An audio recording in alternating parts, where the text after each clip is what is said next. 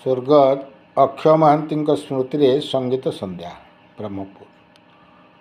ଓଡ଼ିଆ ସଙ୍ଗୀତ ଜଗତର ମୁକୁଟବିହୀନ ସମ୍ରାଟ ସ୍ୱର୍ଗତ ଶ୍ରୀ ଅକ୍ଷୟ ମହାନ୍ତିଙ୍କ 29ତମ ପୁଣ୍ୟତିଥିରେ ଗତକାଲି ସନ୍ଧ୍ୟାରେ ବ୍ରହ୍ମପୁର ଗଞ୍ଜାମ କଳା ପରିଷଦଠାରେ ଏକ ସଙ୍ଗୀତ ସନ୍ଧ୍ୟାର କାର୍ଯ୍ୟକ୍ରମ ଆୟୋଜନ ହୋଇଥିଲା। ତାହା ଥିଲା ସ୍ମୃତିରେ ଅକ୍ଷୟ ମହାନ୍ତି।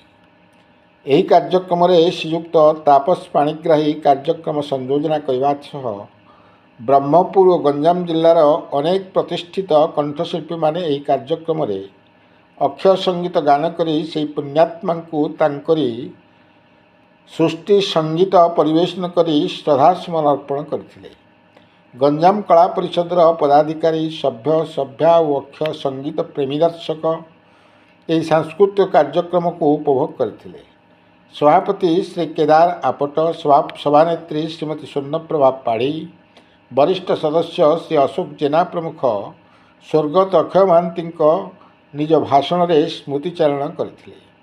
ଏହି କାର୍ଯ୍ୟକ୍ରମ ପରିଚାଳନା ଦାୟିତ୍ୱରେ ଇଞ୍ଜିନିୟର ମନୋଜ ଦଣ୍ଡପାଠ, ଅମିୟ ତ୍ରିପାଠୀ, ଇଞ୍ଜିନିୟର ଅଭେନ୍ଦ୍ର ପଟ୍ଟନାୟକ, ନୀଳାଞ୍ଚଳ ବେହେରା, ଅଶ୍ୱିନୀ ମହାପାତ୍ର, ଭବାନୀଚରଣ ମିଶ୍ର, ମିହିର ପାଣିଗ୍ରାହୀ ପ୍ରମୁଖ ଉପସ୍ଥିତ ଥିଲେ।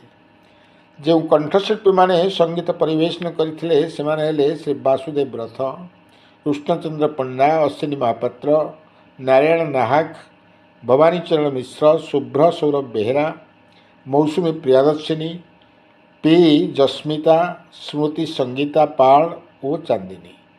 ଯନ୍ତ୍ର ସଙ୍ଗୀତରେ ଇଞ୍ଜିନିୟର ଅଭେନ୍ଦୁ ପଟ୍ଟନାୟକ, ମିହିର ପାଣିଗ୍ରାହୀ, ଉମା, କାମା, ଦୀପୁ ପ୍ରମୁଖ ରହିଥିଲେ। କାର୍ଯ୍ୟକ୍ରମ ଶେଷରେ ଗଞ୍ଜାମ କଳା ପରିଷଦର ବରିଷ୍ଠ ସଭ୍ୟ ଶ୍ରୀ ଗୋକୁଳ ସୁନ୍ଦର ପଣ୍ଡା ଧନ୍ୟବାଦ ଅର୍ପଣ କରିଥିଲେ। ବ୍ରହ୍ମପୁରରୁ ସୁନୀଲ ବିଶ୍ୱାସଙ୍କ ରିପୋର୍ଟ, କାନ୍ତିଧାରା ନ୍ୟୁଜ୍।